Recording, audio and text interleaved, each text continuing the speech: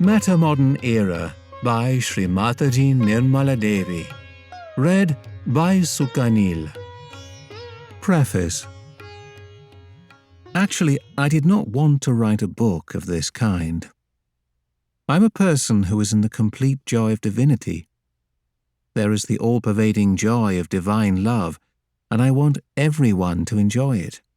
Especially in the West, I have seen that there are many seekers of absolute truth. There are many scientists who have written voluminous books about consciousness, about awareness. One can give a list of them. But all these books really weary you completely because they do not emit any knowledge of the ultimate truth. I don't want to criticize them. After all, whatever they are doing constitutes honest research. But why not also give a chance to this new discovery which is being made? Why not humble down to see what is beyond this mind, which gives you all this artificial intelligence?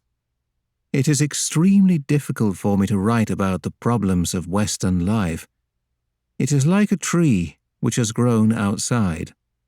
This is now to be pushed down to the roots and made to grow inside. It is only by going deep inside that we can find out what the problems of Western civilization are.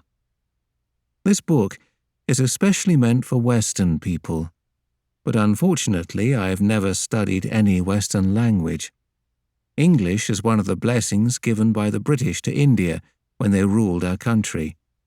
But there too, unfortunately, I studied in a vernacular school and later on in a medical college, where there was no question of learning this language, English, which is today universally accepted, especially in the West. This book is in no way to show any flowery language or to show any literary talent.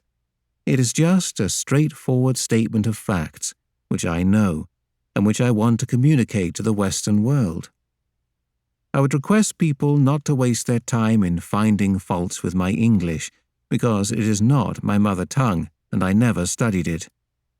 Unfortunately, I could not get someone else to write for me because it had to be written by me, personally.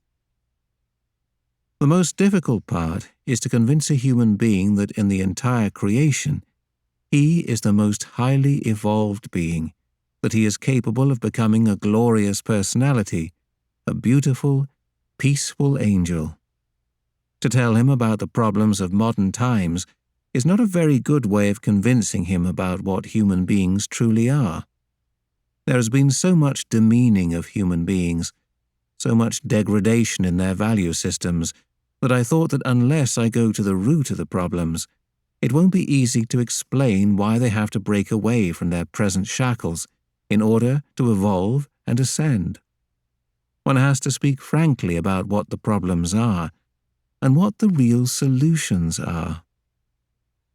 Frankly, there is no peace within modern human beings, nor without. The poor and the rich alike are unhappy. Everywhere people are groping for solutions.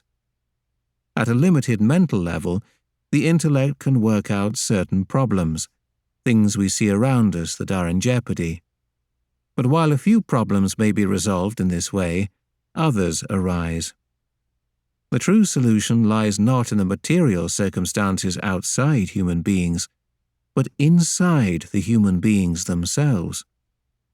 The true and lasting solution can be found only by the inner, collective transformation of human beings. This is not an impossibility.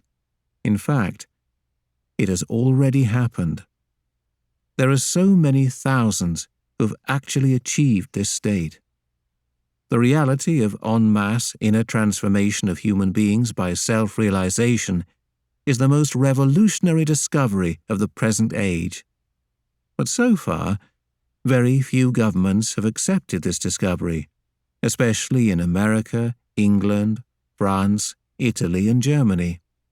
A previous pope, Pope John Paul II, who himself was supposed to be in charge of religion, met all the false gurus, but he would never meet me or talk to me, though I met him before he was elected to the position of Pope. This is not my job. This is not my work. But it is a spontaneous desire of the divine that this should be brought into full light, so that human beings are raised to a higher state of consciousness, by which they can realize what they are, so that they can appreciate and glorify themselves. To me, human beings are like the deities who are still in stone form, who can be transformed with Kundalini awakening into angels. I hope that with this book I will not hurt people. On the contrary, I hope to be able to get many more people in this great work of Sahaja Yoga, by which they can achieve the ultimate goal of their search. I have to use humor, because by nature I am very humorous, and I see humor in every kind of incident which people sometimes take very seriously.